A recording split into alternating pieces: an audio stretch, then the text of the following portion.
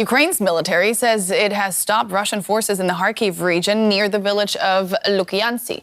Meanwhile, police in the region's border towns are helping civilians evacuate before the front line reaches their front doors. As Russian bombs rain down on Ukraine's Kharkiv region, police are going door to door. Over the last few days, they've helped evacuate thousands from border towns and villages, including many elderly residents hesitant to leave.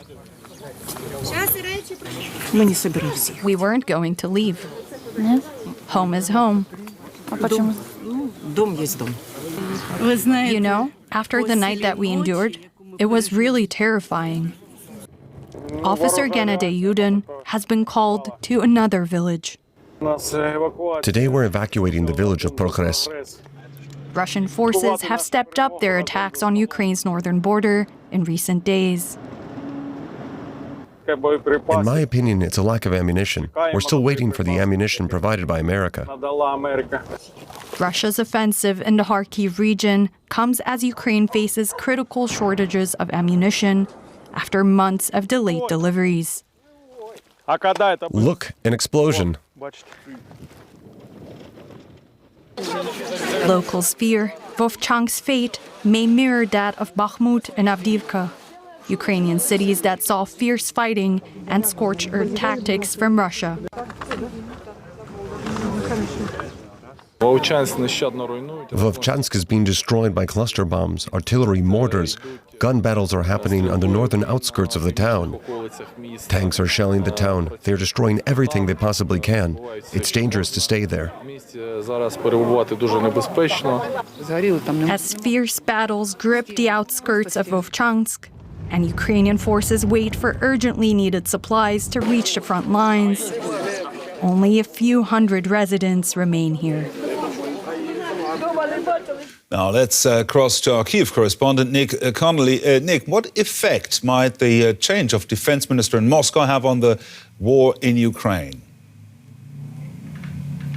I think anything that looks like infighting, kind of rivalries within the Russian bureaucratic machine is very welcome from a Ukrainian perspective. It doesn't seem like this is kind of all-out warfare. It seems like a fairly organized kind of change of personnel, and you've had Shoigu not fully thrown out but put into a different post, albeit a less important one.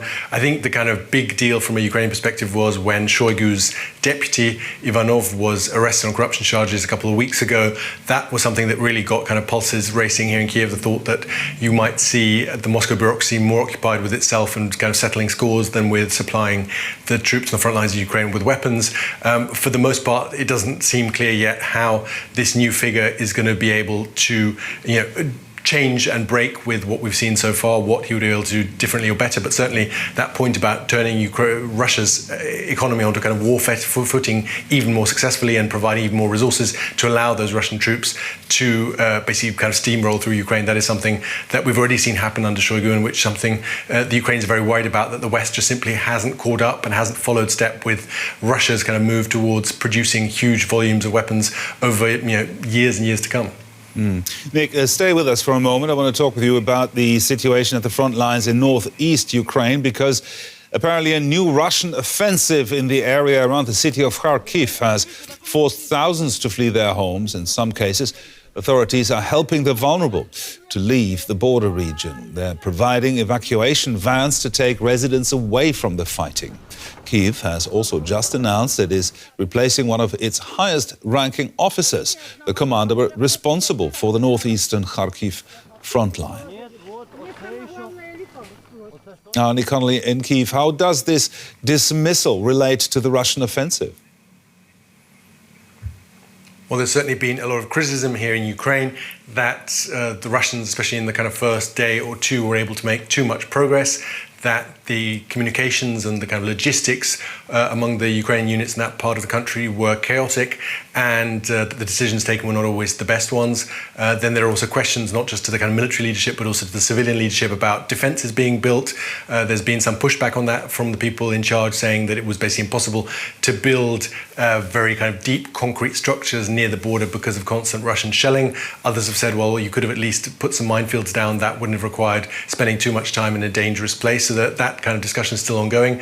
It does seem, based on the reports we're getting, that the situation has been stabilized a bit, that the kind of initial chaos, because you basically have two Russian advances that are about 10-15 kilometers apart over basically a 50-60 kilometer kind of wide section of the border, have now been contained a bit more, and it's a bit clearer where they are and what needs to be done.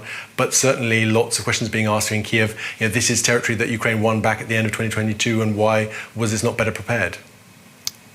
Thank you very much. DW correspondent Nick Connolly there reporting from Kyiv.